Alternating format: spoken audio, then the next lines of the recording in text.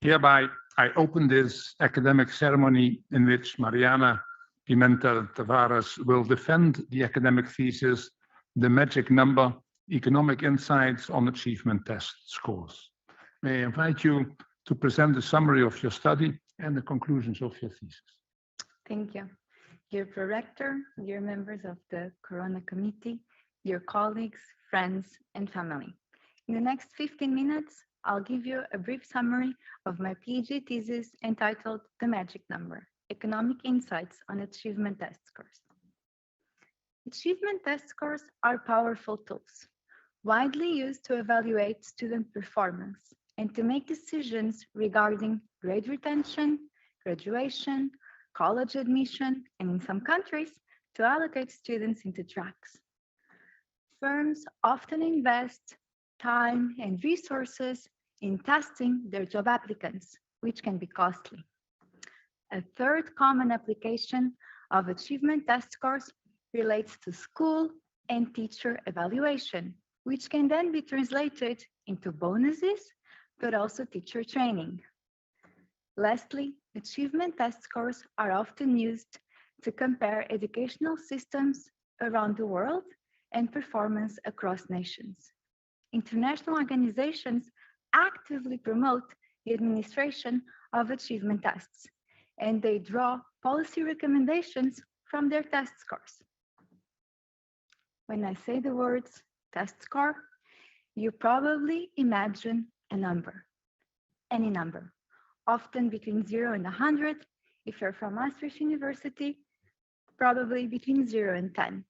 But in any case, one single number. And at the same time, you may also visualize a brain, some kind of mental activity. You think of cognition. These are two assumptions we often make about achievement test scores. The first is when we translate all the work students put into a test into a number, often an average. We capture average performance. The second is when we see achievement test scores as pure measures of ability. When we know from research that non-cognitive skills, student motivation, and effort also play a role.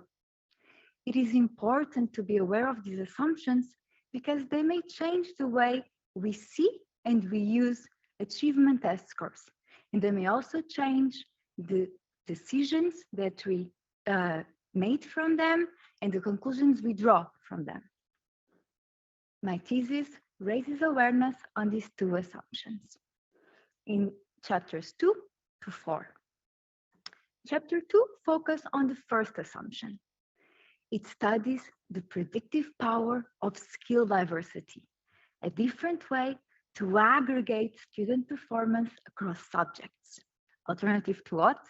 To averages, like school grades.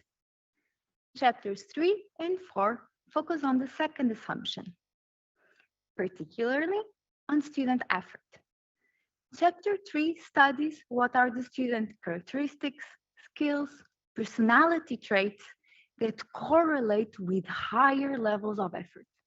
But it also evaluates how effort evolves during the test and if this evolution is the same for different groups of students. Chapter 4 causally quantifies the impact of effort on performance, and it studies to what extent differences in effort can explain differences in performance. All the analyses I run are based on data from the south of the Netherlands. And I make use of 3 school cohorts and for students that can be followed from 6th to 9th grade at least. An important feature of the educational system in the Netherlands is that at the end of 6th grade, students are allocated into tracks. And these tracks lead to specific qualifications in the labor market. To better understand the analysis on chapter 2, we must define skill diversity. So let's take 2 students. two students with the same average test score. This is represented by the two circles having the same size across students.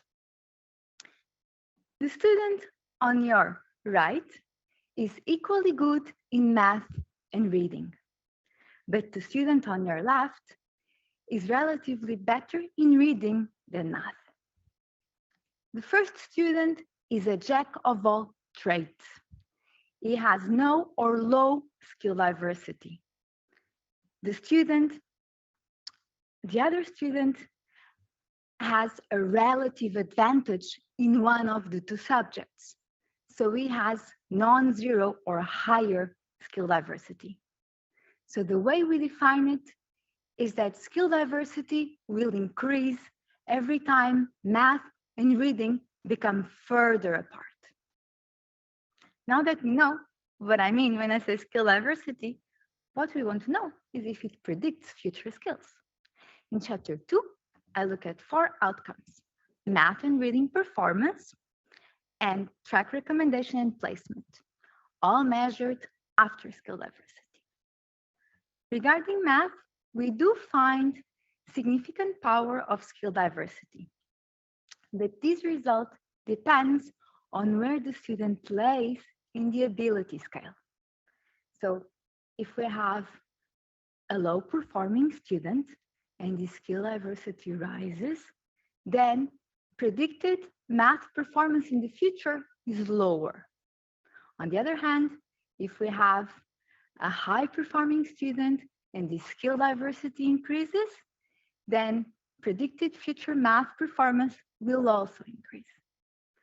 If we would have 2 students with the same average test score, and they are both good students, they have high averages, but one has higher skill diversity than the other, then the one with higher skill diversity has higher predicted math performance in the future than the second.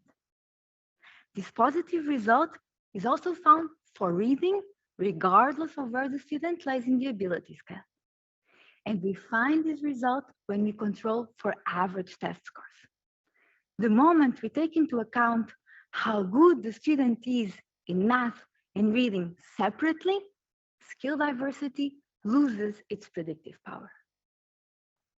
Regarding track recommendation, we also find a significant correlation, especially for the lower track recommendations. For these students, higher skill diversity predicts a lower probability to be recommended to a high track. And this means a higher probability to stay in this lower track recommendation. For track placement, we find no predictive power in most of our specifications. Chapter 2 puts forward possible explanations for these different results across school outcomes. But for the sake of time, let's just remember that skill diversity does have predictive power for most of the school outcomes. And let's move on to the second assumption, the assumption about the fact that test scores do not only reflect cognitive skills, but also non-cognitive skills, namely student effort. That's what we look at in chapter 3. We want to know what are the student characteristics that correlate with higher levels of effort during a test, so that we can better understand why some students put more effort into a test than others. So the challenge is how to capture student effort during a test. We do so by means of question response time, by knowing for how long a student has worked on a question. We can distinguish between rapid guesses and effortful answering behavior, what we call solution behavior. In face of solution behavior, we also know for how long the student has worked on the question, and this will vary across students. So we have 2 measures of student effort: the extensive margin, do you put effort or not? And the intensive margin, how much effort do you put? We find that female students exert higher levels of effort than male students. And the same is true for high SES students, so students from a high socioeconomic background, students with higher past attainment, more conscientious and agreeable students, and less extroverted students. We also find that effort falls as the test progresses for everyone, but this decline rate is different across groups.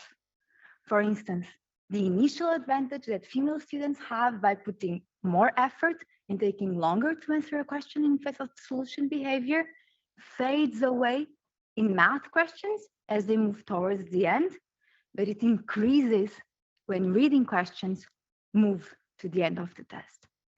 This suggests that female students are better able to sustain initial levels of effort than male students in some subjects. Now that we know that different groups made different decisions regarding effort, we want to know if this can explain differences in attainment, what we call achievement gaps. This is actually a two-part question. First, we need to know if effort impacts performance, and then if these differences in effort can significantly explain the differences in performance. So for the first part of the question, and to claim causality, we take advantage of the fact that question order is random. This means that some students will get a question earlier in the test than others. We also control for student and question characteristics that do not change during the course of the test. And we find that effort does impact performance, and for a 10-second increase in response time, we will see a 3 percentage point increase in the chances to give a correct answer in reading and 4 in math. This represents an increase in response time of about 20% in math and 12% in reading, and the corresponding effect in the likelihood to give a correct answer is about a third of the change in response time. So now that we know that effort makes a difference for performance, what happens when we take it into account? Well, we see that the socioeconomic gap in math and reading closes, becomes smaller, and it also happens in the gender gap for reading. But the gender gap for math actually increases. This is because, on average, male students perform better in math questions than female students, and the initial advantage that female students had of putting in more effort, putting in more time, fades away as the test progresses, as we just saw in the slide before. So this brings me almost to the end of my talk. Let me just give you some take-home messages and applications of what we can do with these results. So from chapter 2, we started from the knowledge, from the result in the literature that average scores predict school and life outcomes. Then we found out that skill diversity has predictive power on school outcomes on top of average scores. And we also found that these results differ for high and low performers. So from the first finding, it suggests that skill diversity may be a valuable complement to average scores when we have to make decisions regarding school careers. And the second result may be the starting point for research that allows to give us more goal-oriented advices to our students. For instance, in which subjects to invest. The contributions in chapters 3 and 4, I see them more like a pyramid. So here we have our pyramid, and we start from the knowledge in the literature that not all students do their best during a test, and that effort matters for performance.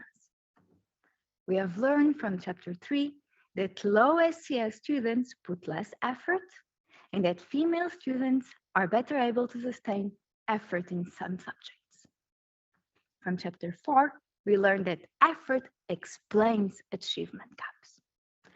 And so we hope that the findings in these two chapters will allow us to design strategies, policies to better distinguish when poor school attainment comes from low effort as opposed to low ability, but also to be able to better target resources if we want to close achievement gaps through effort. Thank you so much for your attention. I give the word back to the prorector. Thank you for your presentation. Before giving the floor to the members of the degree committee, we will have two members who will be joining us online, which you can see, and all the others are present, which you also will notice. I'm happy to give the floor first for the opposition to Professor Bart Goldstein, who was the chair of the assessment committee and who is a professor of human capital and social economics at this university. The floor goes to Professor Goldstein. Thank you very much. Dear Mariana, I hope you can hear me well. Can you? Yes. Thank you for a very, very interesting presentation and congratulations on finishing your thesis. I very much enjoyed reading it, and I think your analyses are relevant, novel, very creative, and insightful. And the thesis is also very well written, in my view. I have questions on chapter 2, 3 sub-questions. In the chapter, you study the effects of diversity in test grades on later math and language grades and on decisions about the track students attend in high school. And one of your findings is that diversity is a relevant predictor for future skills. So lower diversity is good for low performing students and higher skill diversity is good for above average students. And my first sub-question is whether the different conclusions for low and high achieving students are because the diversity level is different for these groups, right? So is there perhaps more grade diversity among low achieving students than among high achieving students? And if so, it may be that your conclusion is that they both should strive for the same optimal level. I hope that you got my question. Okay, so my second question is how can teachers help children to achieve this lower or wider diversity? Should they, for instance, help children at the lower end to achieve grades for all courses above the minimal level? And for the top students, should they help them to specialize in the topic of their interest? So the second sub-question is more about what can we do with these conclusions? How can teachers help children? And the third is that I am very curious about the determinants of grade diversity. So in the chapter, you do not investigate these determinants, I know, but perhaps you did look into, or you know perhaps what kind of differences in characteristics of students, how these are different from those who diversify and those who do not. And specifically, I would be interested in which personality traits can predict these differences in diversity. So I look forward to your answers. I know that some of them you haven't done research on, but perhaps you can say something about it anyway. Thank you so much for your kind words and for your interesting 3 questions. I'll do my best to address them. So starting with the first. Please correct me if I'm wrong, but here is, can this difference in diversity, I find that for low achievers in most of the outcomes, low diversity is better, and for high achievers, high diversity in terms of predicting future performance. Can this be because they have different levels of diversity? So Yes, that's right. Yes, okay. In fact, what I find is that when we look at an average setting, so when we just control for the average test score, we see that higher diversity predicts higher math and reading skills for high performers in the case of math, and for everyone in the case of reading.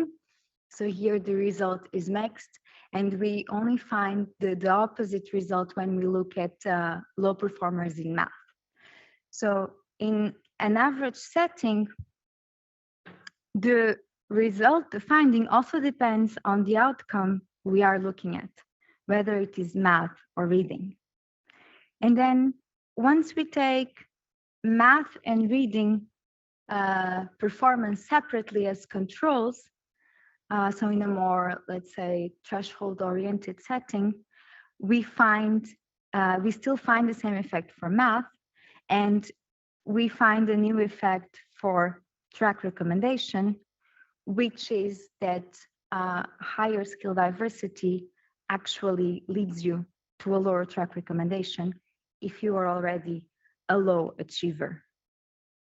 So this is not a straightforward, it's not a straightforward answer, because it also depends on the outcome. What we do know is that on average, students with higher past attainment do have less diverse skill sets. And in the sense, if in 6th grade you were already a very good student, your skill diversity is on average lower than if you had, so your scores are more concentrated around the average than if you had lower past attainment, so a lower exit test score. The fact that these students may lay on different places of the ability distribution from the start, and that at the end they may still be on these two opposite ends, may explain the different results that we find. But also the skills we are talking about, especially in math and reading, they are very different. And it could be that math skills benefit more or get a bigger contribution from diversity than reading skills.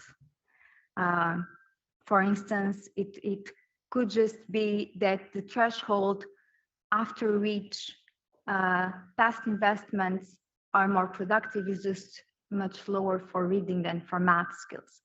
And that's why we find these different results. But I would not exclude the possibility that we find these results because the students already start with a different level of diversity.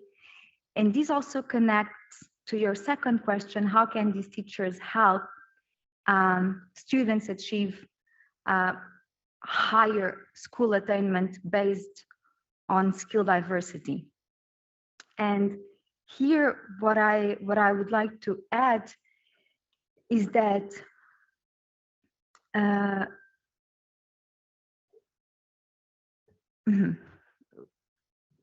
so teachers could advise students to go on one or another direction based on their average test score and their preferences.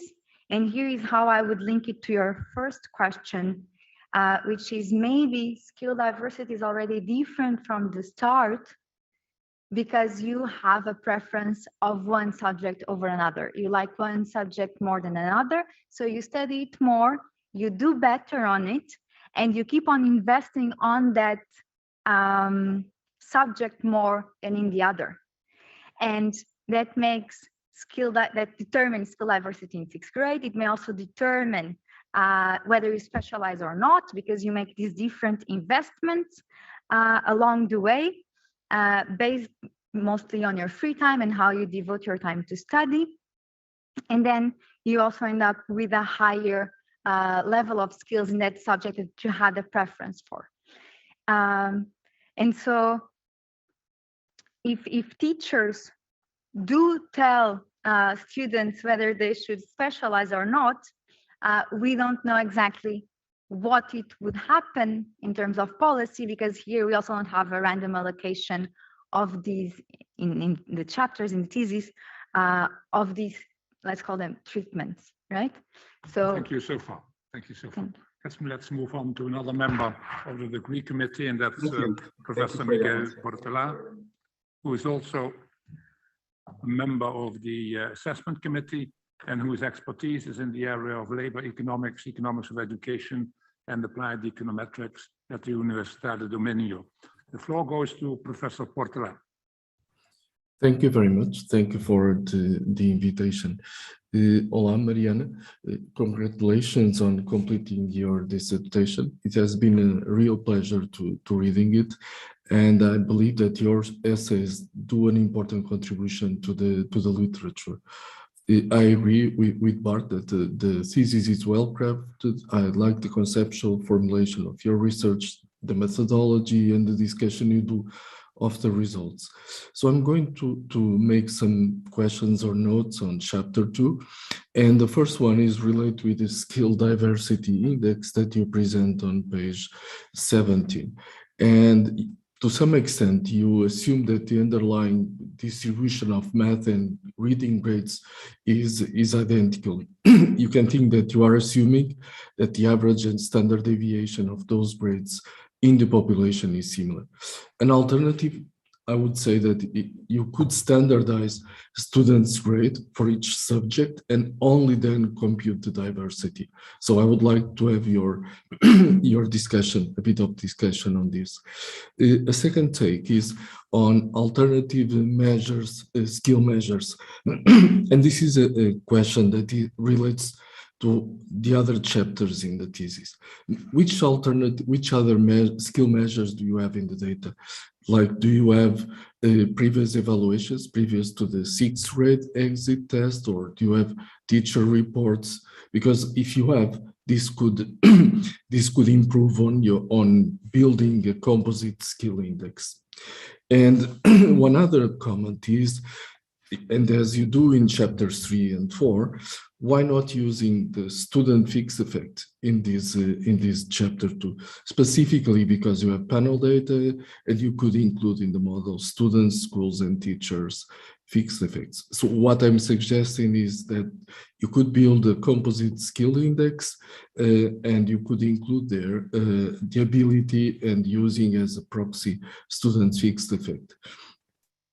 Finally, on class diversity, I think it would be very interesting to have the possible effect of class diversity. So you know the class where the student is, and it would be interesting to know if the student type mix high achievers, poor performers, to what extent do they interfere or do they impact on the outcome of each individual student.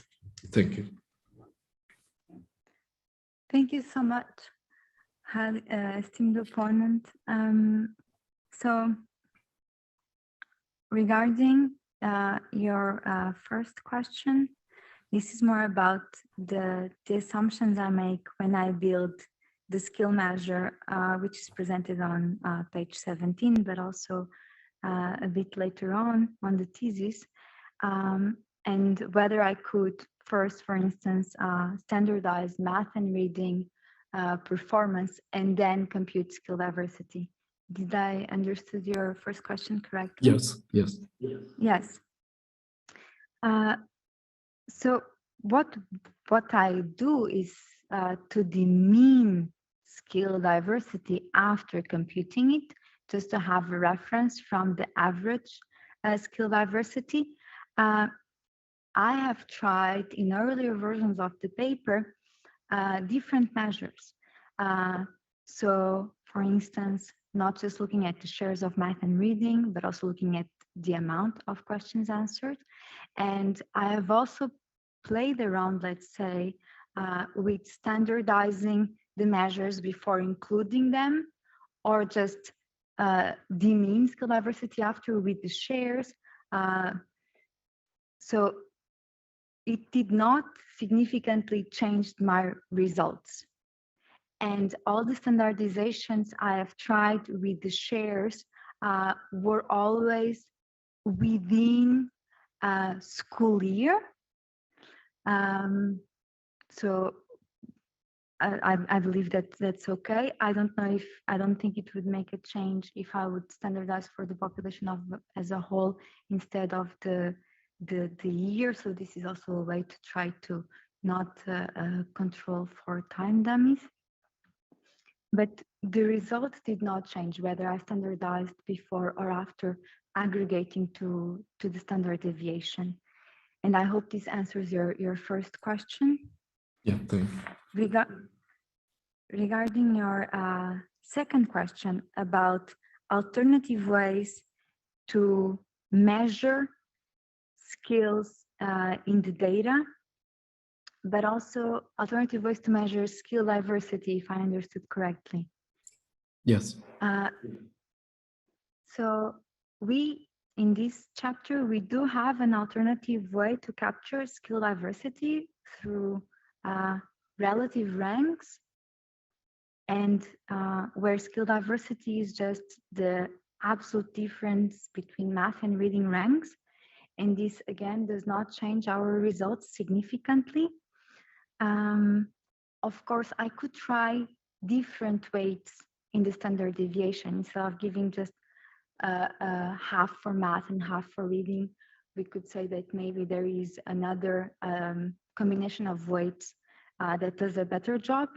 But here, more research is needed in order to choose these weights a priori. Regarding alternative measures of skills, you mentioned teacher reports, previous grades. Track recommendation works to a certain extent as a teacher report, if I can call it that. So at the end of primary school teachers who have spent 6 years with these students advise them to a track, and this can be also a mixed track. So there are several possible combinations, 8, and to a certain extent, they take into account not only the average test score, but also the skill diversity. And that's why we also control for track recommendations when we are looking at 9th grade math and reading, because it could be a mediator effect. So at least in this regard, with the track recommendation, we do not find a change in the results. Regarding previous grades from other, I assume, tests, we could add this as controls. We already control for the 6th grade exit test score, because we believe it's the best tool we have here to capture accurately students' skill sets before 9th grade, because the test is so long. It's 3 mornings, it's 200 questions, it has core subjects, it also has study skills who may be more transversal to may reflect different types of skills that can be used in different subjects and domains. And we also control for them, results not change. So we could try other test scores earlier, later, but this was the measure that we saw as most accurate. Thank you so far. Let's leave it with that. I'll move on to Dr. Ingo Isvording, who is the 3rd member of the assessment committee, whose area of expertise is in applied econometrics, economics of education, labor economics, and public economics. And he's from ESA in Germany. The floor goes to Dr. Isvording. Yeah, thank you. Yeah, Mariana, I had really a lot of fun reading your thesis, and I think I learned a lot about our understanding of how socioeconomic differences and behavioral factors shape student success and later career options. So thank you for that. You demonstrate really good knowledge in your methodological skills, in your economic reasoning. You ask super innovative questions. So I like your thesis a lot. And the questions I have are to chapter 3.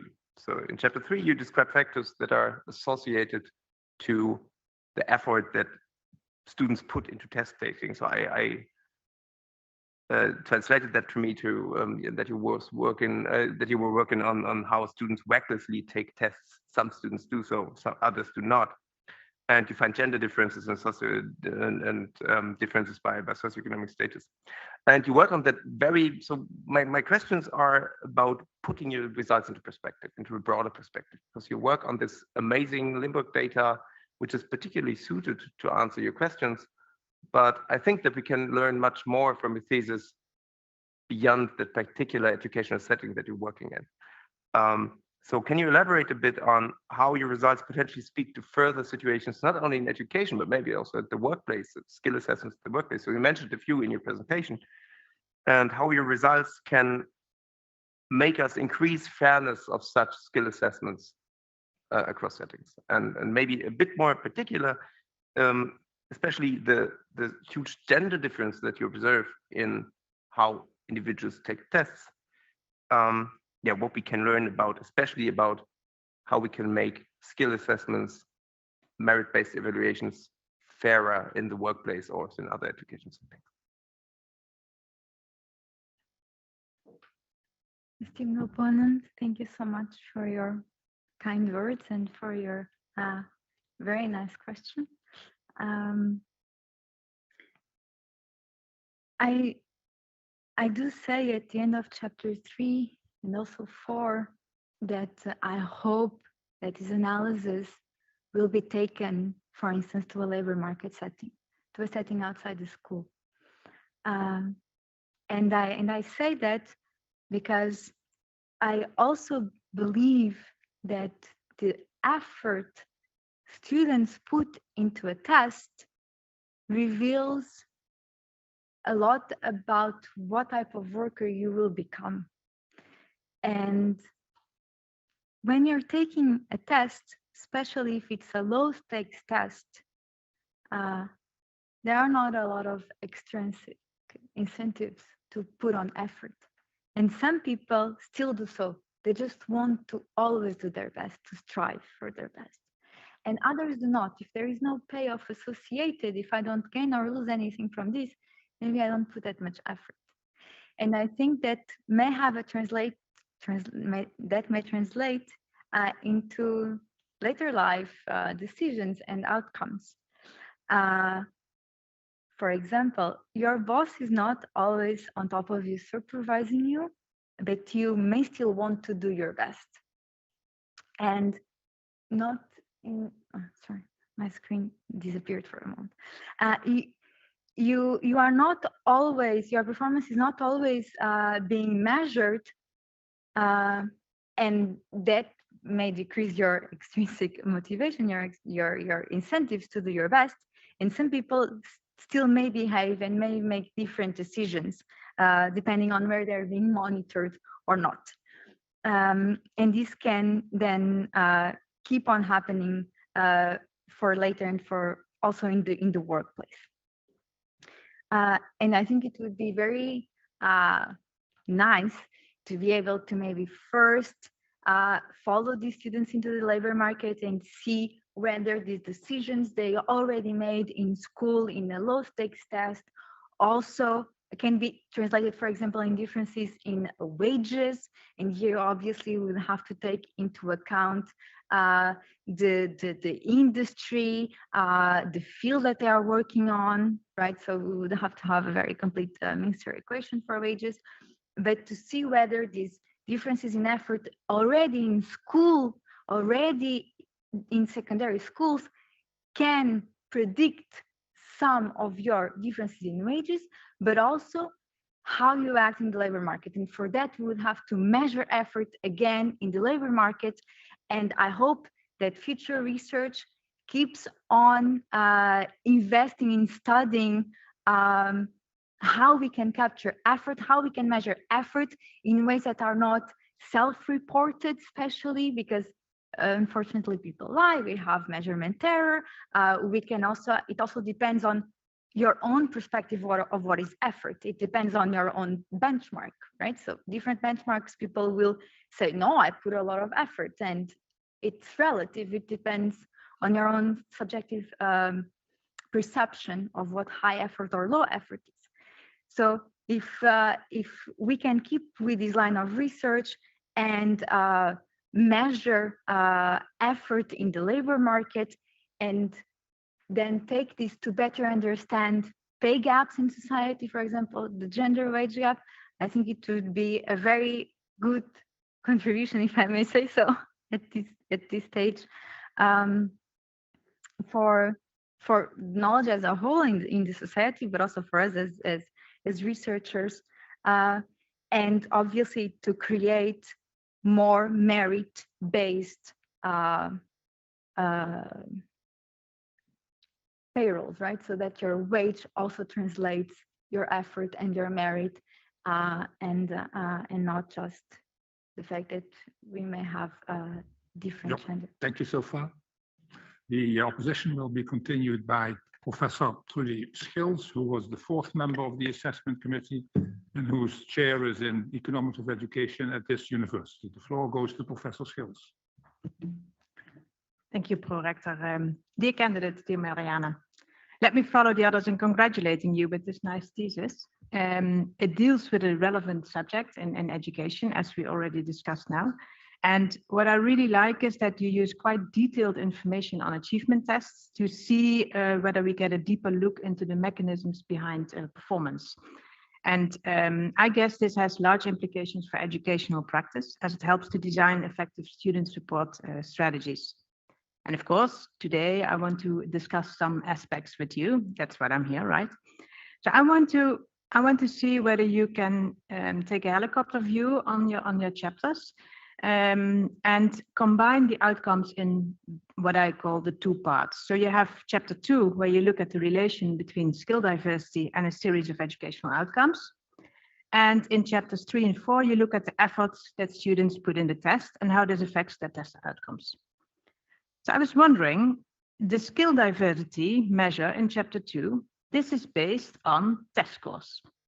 So these test scores could be affected, as you argue in chapters 3 and 4, by the effort that students put in there. So I was wondering whether you can elaborate a little bit on whether you expect the differences that you observed in effort investments that students take to affect your skill diversity measure that you use in chapter 2, and why. And the second related question is whether it also has a relation to the relation that you test between the skill diversity and the other outcomes in grade 9. And if you expect a relation, also again, why? I'm looking forward to your thoughts. Highly esteemed opponent, thank you so much for your words and for the question. And it's always nice to put everything together and to reflect on the chapters as a whole. So if I understood correctly, your question is about the fact that in chapter 2, I use a measure that differently aggregates, let's say, cognitive skills in different subjects. But this, of course, is also contaminated with what I do in chapter 3 and 4 about effort, that these test scores that are aggregated can already be contaminated with effort. And how could this skill diversity also relate to effort, non-cognitive skills? And how could this then also make a difference for the relationship I find? Yes. Yeah. So let me just start by saying that in chapter 2, I control for the big 5 personality traits in one of the robustness checks, and I do not find a significant change in the main results. So at least when we compare students that score equally in the big 5 personality traits plus self-control and need for achievement, we do not see a change in the results. We do not see that the significant will go away. Nonetheless, I agree with you that math and reading skills in 6th grade, the share of math and reading skills that you answer correctly depend on the effort you put forth in the exit test. This is a high stakes test. So we hope that students are much closer to their effort frontier than in a low stakes test, so that the effect of effort is more similar across different groups of students, hoping that because it's such an important test that also determines partly the track they will attend, that these differences in effort are not so big as in low stakes tests. But the way you differences in achievement are not just determined by the effort you put in the test, but also the effort you put studying for the test. And here again, non-cognitive skills may play a role, and they may still correlate with performance and therefore with skill diversity, because this is just a different way to aggregate skills test scores. The correlations are very low between the big 5 personality traits, self-control, and need for achievement, and skill diversity. So the highest correlation is below 4%. So the correlations are very low. It does not mean that they not make a difference. Regarding how could this relationship change, right? If this skill diversity is also capturing non-cognitive skills effort to a certain extent.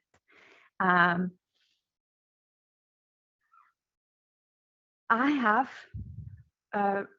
run a heterogeneous analysis, and let me just say that I believe this is a step further away from the chapter. So the chapter is a bit more closed in its goals. It's not so, it does not aim so high, but out of curiosity, of course, researchers, I've run an heterogeneity analysis where I compare results for students that score in the bottom quartile, top quartile, or in the middle of the distribution according to these personality traits, and see whether the results could be different, just to try to understand if the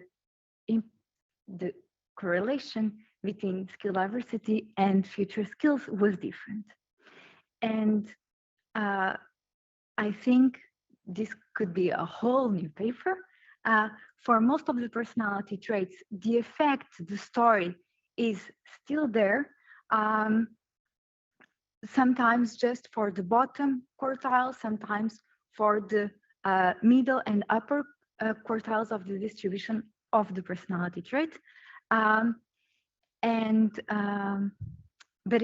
it's not that it disappears completely. But again, it's still something that I would have to think about, to work on, and obviously this quick analysis out of curiosity will never give me the perfect answer, but I hope this also satisfies your curiosity, and I make a promise here to work a bit more on this part, because I believe it's not the end of the story. Thank you. The opposition will be continued by Professor Clemens Kohl, who is a professor, and his chair is in macroeconomics and international monetary economics at this university. The floor goes to Professor Kohl. Thank you, Mr. Prorector.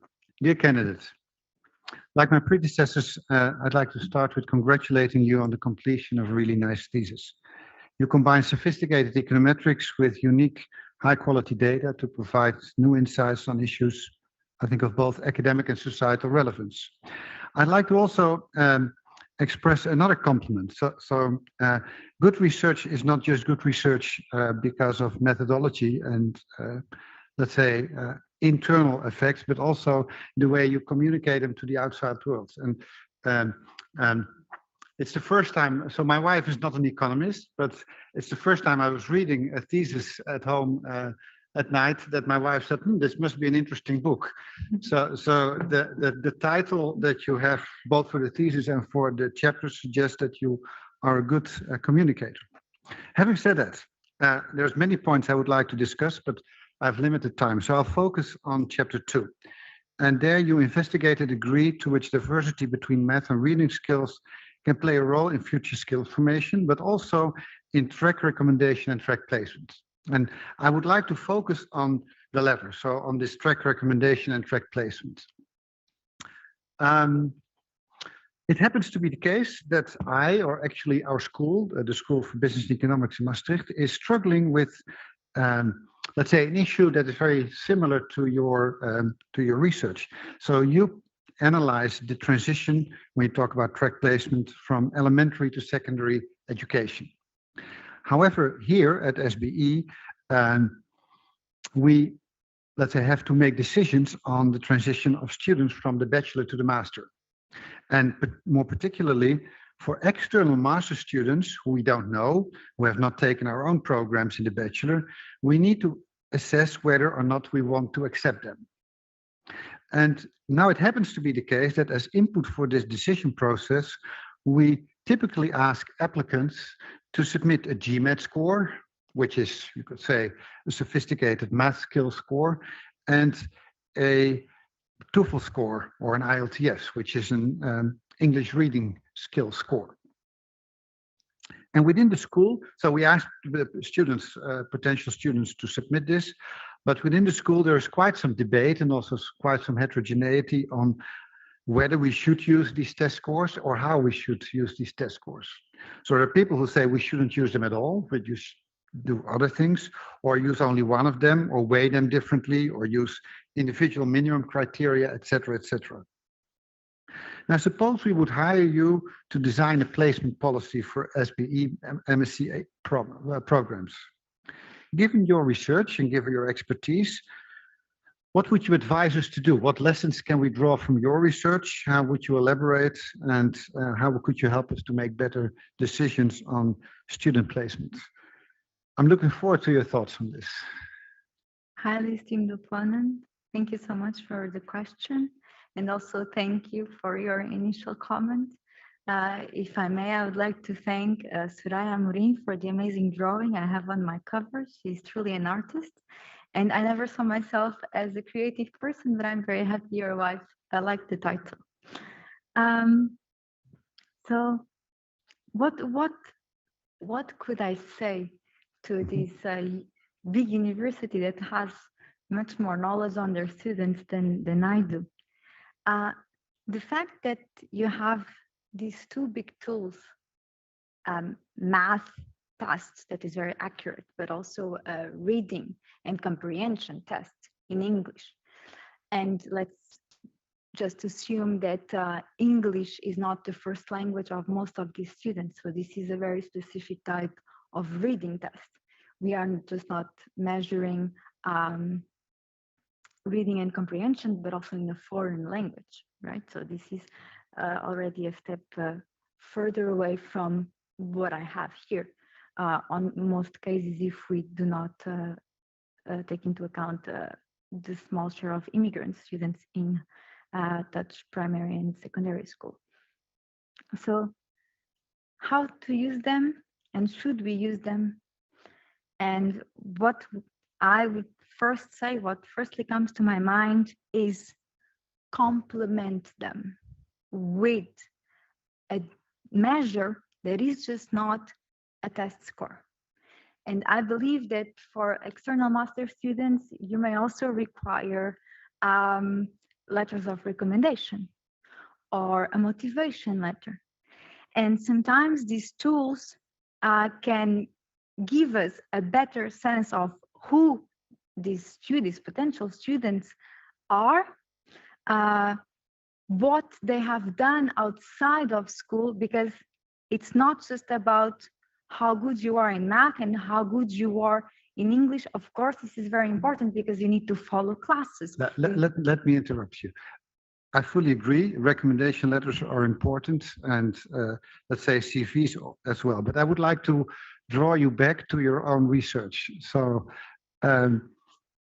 let me make the question more concrete, because you say diversity may be important. So should we suppose we have a student who scores excellent on math but very low on English language, but we have another student who scores excellent on language but relatively poor on math? Mm-hmm. Should that help us decide which of the two we should accept, or should we accept both? So to what extent should we take diversity into account in our decision process? Taken, let's say, keeping everything else in terms of CV and recommendation letters, keeping all of that fixed. So we do the standard economics, etc., as part of this assumption. Mm-hmm. Okay. So we are also saying that their average is the same. So the average in math and English is the same, just the two specific scores of the subjects are different. Okay.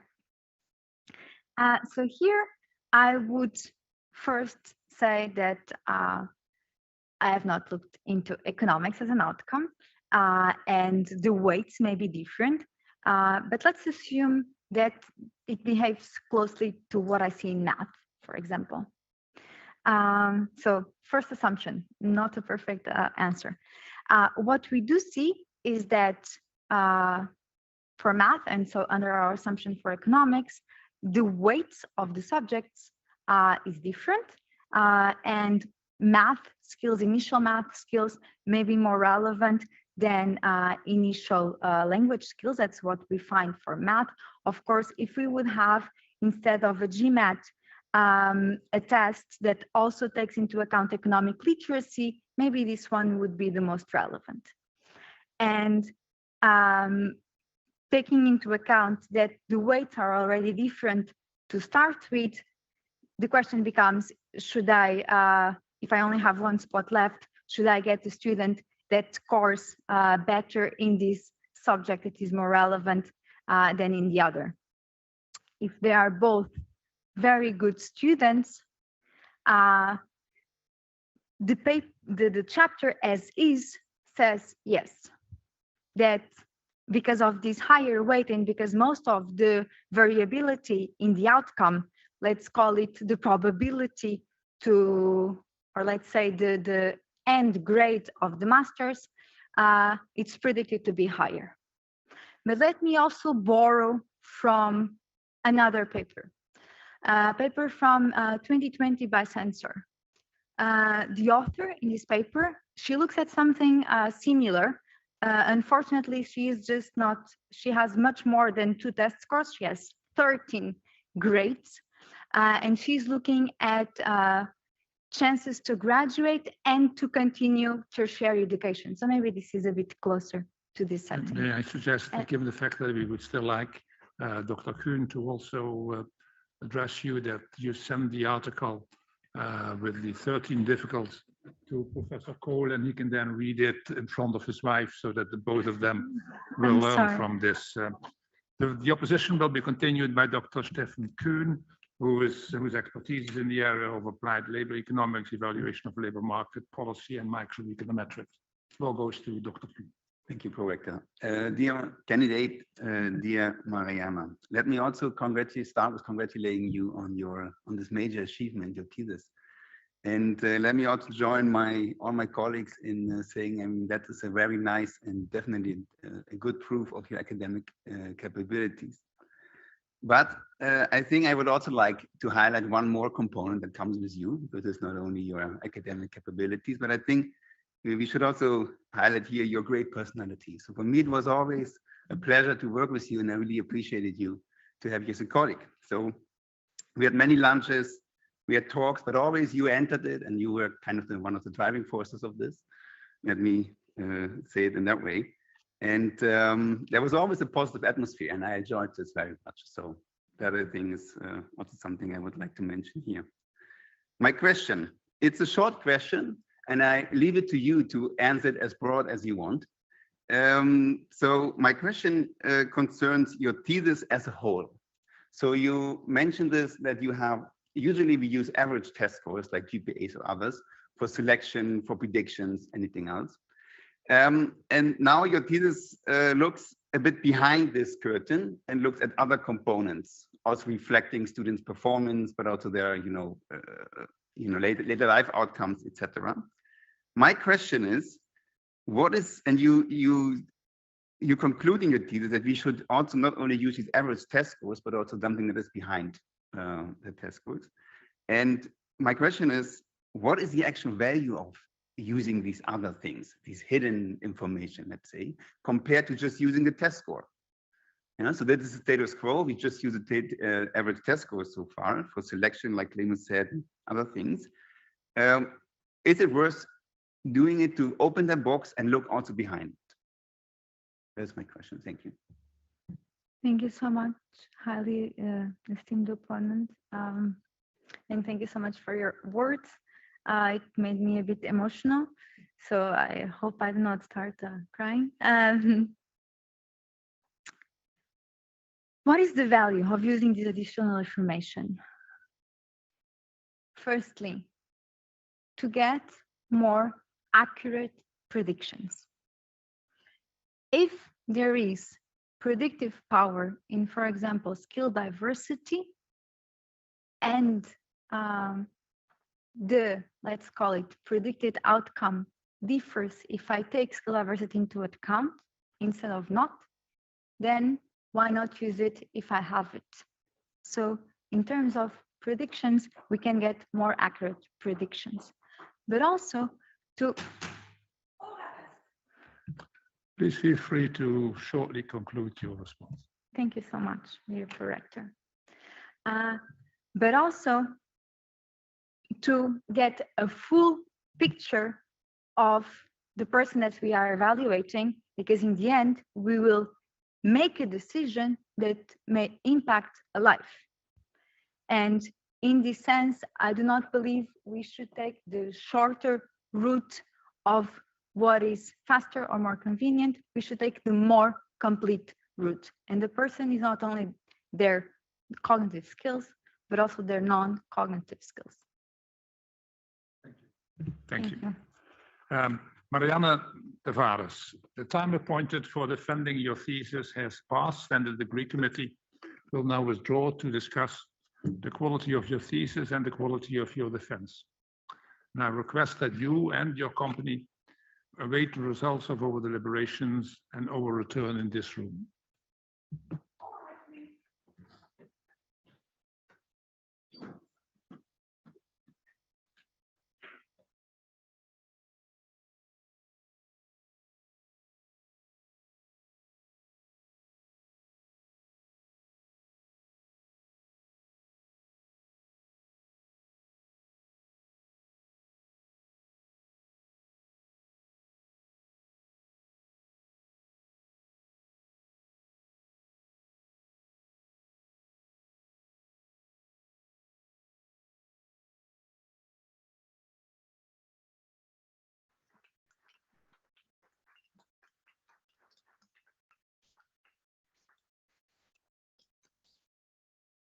I guess I was too vague sometimes, no? Oh, you did a good job. Because Very, brought very it good to job. which I was like, oh. Very good job. You kicked ass. I was so nervous at the You did start, very and well. my That's brain was okay. like not working at the start. It's Yeah. okay, but then you got it. Yeah, And then you kicked ass. Yes. wasn't my answer like Yeah. Yeah.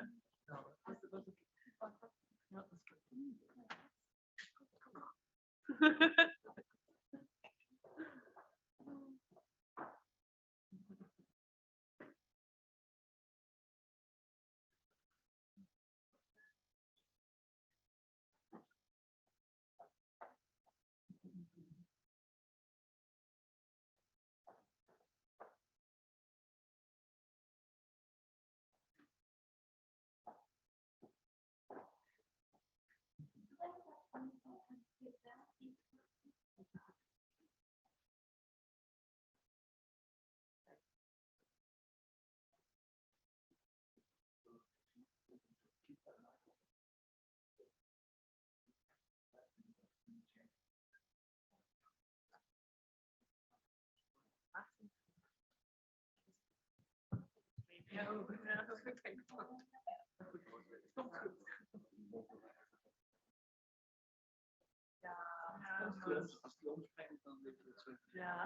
dank je.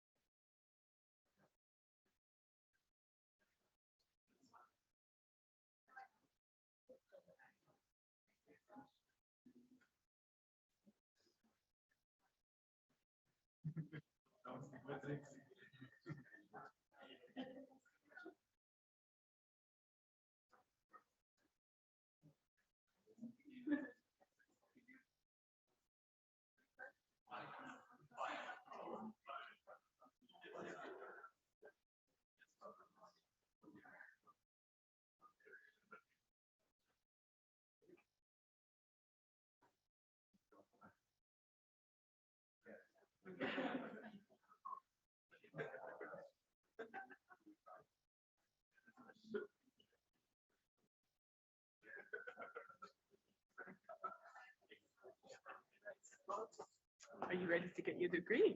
No. I mean, now the good things come, you know? Oh, yeah. No, because people need to see it, so they adjust it, and if it's lower, people don't see. So, how the diploma comes in a Big thing. in a big thing? Really big thing. That's really annoying. But it has a frame or something? No. Okay. And can I roll it? Because I have to take it in the airplane. Yeah, you can roll it. But it has what? Is it the hard? Is it hard paper? It is, it's a bit like thick paper. It has these Yeah, these yeah, marks it's, on it, you know? Yeah. So if you roll that, it breaks. Yeah. I Yeah. find it hugely Inconvenient. inconvenient. I also have this thing in my house. It doesn't fit in any closet. Because I have to take it in the airplane. Maybe on top. You can take it up. Yeah. Maybe on top Like of the in a- suitcase. Maybe. Yeah, maybe that works. Because the suitcase is big, right? Yeah. So if I just manage to put like a bit of the books and then it on top. Yeah. So it does not get, and then more books on top. Yeah, sure. So I make like it's framed by the books. Maybe it won't get all destroyed. That'll be fine. I The can worst believe case, if it doesn't fit, we send it to you by post. Oh, No. Find an envelope that size. No, definitely. Okay, so they are here. So it means that it's going to stop. Ah, yes. We're gonna see.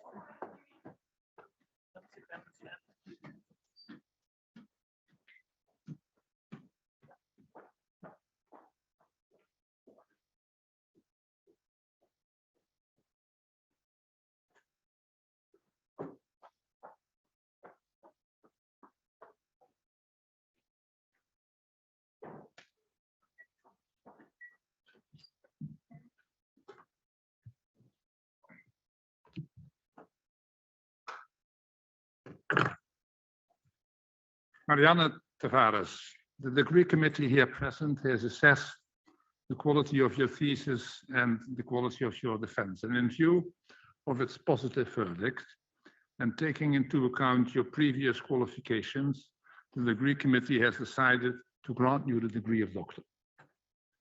Professor Lex Borghans is authorized to confer upon you this academic distinction in accordance with Dutch university custom. Later on, Dr. Dieris will present the laudatio. I invite your supervisor to now take the floor.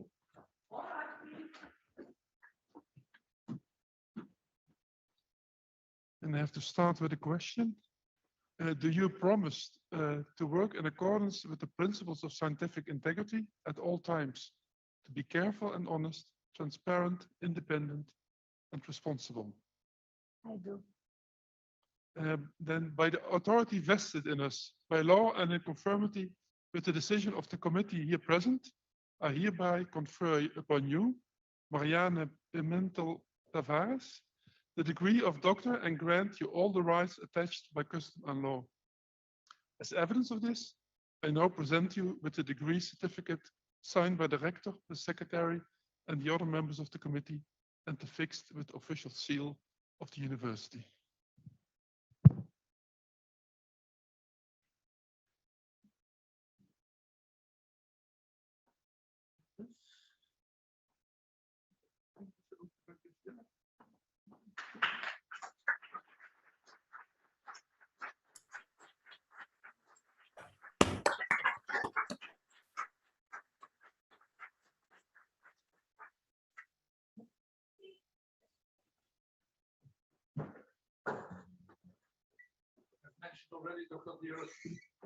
As mentioned already, Dr. Dieris will present the laudatio. Dr. Dieris. Dear Dr. Mariana, many congratulations. You made it. After writing such a strong and innovative thesis and following up with a very passionate and inspired defense today. The fact that you defend your thesis today is no coincidence. As many people here will know, Mariana is a very organized person that plans everything with precision. Today is March 14th, 314, which is also known as Pi Day. If you write a dissertation titled The Magic Number and choose the day that honors the most magic number in mathematics as a defense date, that must have been planned on purpose. Because Mariana leaves nothing to chance and thinks about everything that she does. A similar hidden meaning we could see not only in the title of your dissertation, but also in the title of your chapters. The questions that are raised in these chapter titles seem like questions that Mariana is directing at herself. Chapter 4, when is enough enough? Indeed. I think I see the pro-rector nodding as well. For Mariana, not so quickly. When Lex and I thought that the analysis part of a chapter was already wrapped up, you came very often with some alternative method for a robustness check, some new heterogeneity or nonlinearity analysis.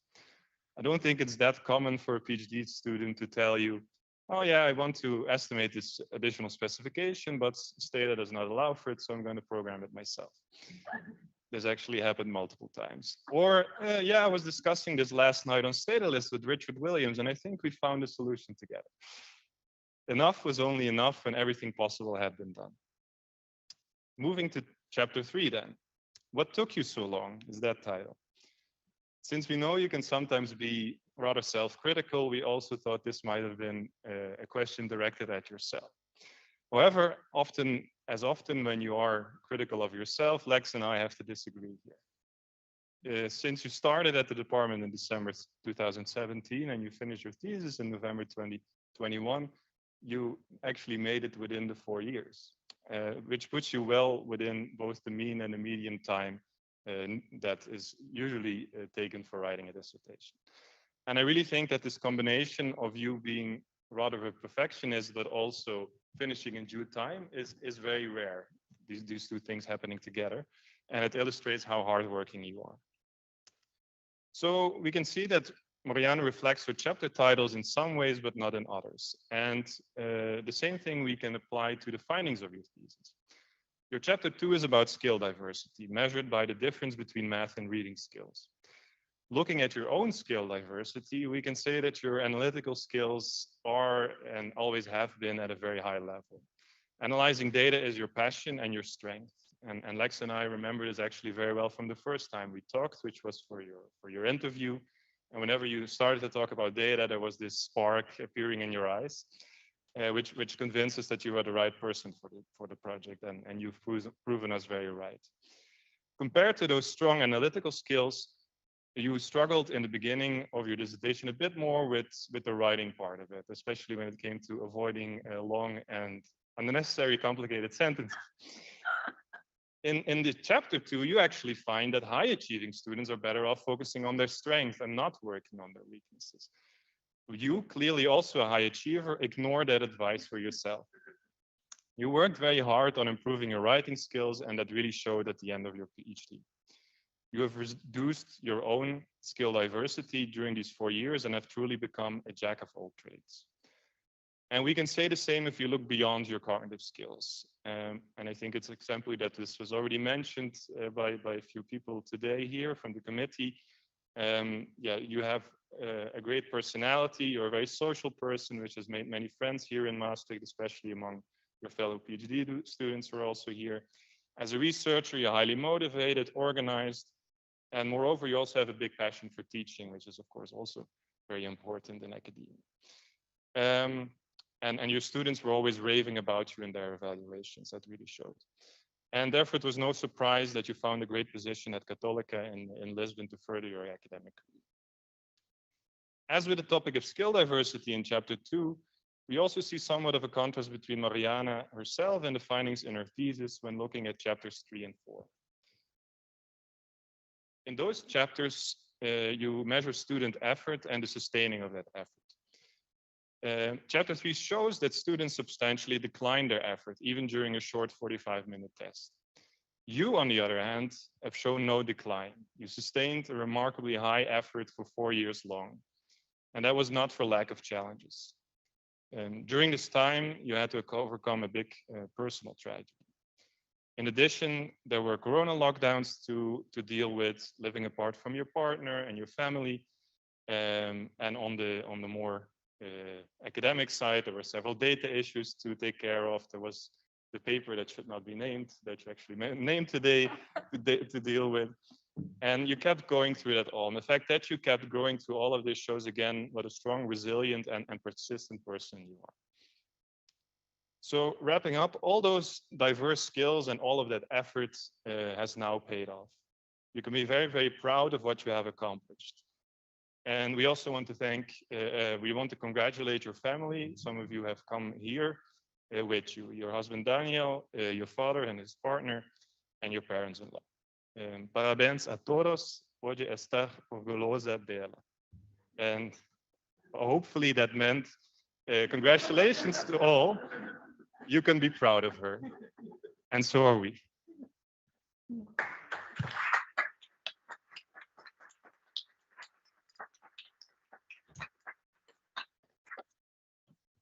Dear Dr.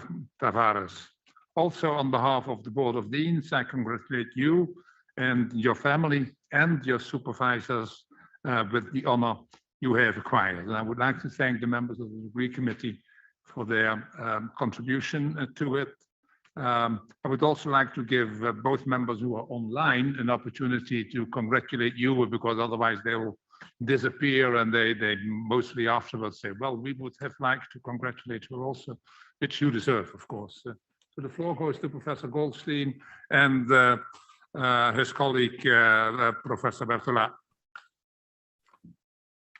Go ahead, Miguel. Olá, Mariana. I really congratulate you for arriving to this moment, and I wish you all the best. Yeah, congratulations from me as well. You did a great job today. I really enjoyed it a lot. I'm very unfortunate that I couldn't be there. But, I hope to congratulate you in person as well sometime. Enjoy the day. So the Beadle actually suggested that it might be good to first take some pictures here, and then we can move to the main stairs, which is the kind of formal place, you might say, to take a few pictures. And then it's, of course, for you and your family and all of us, time to celebrate. So once again, congratulations, and let's go for the pictures.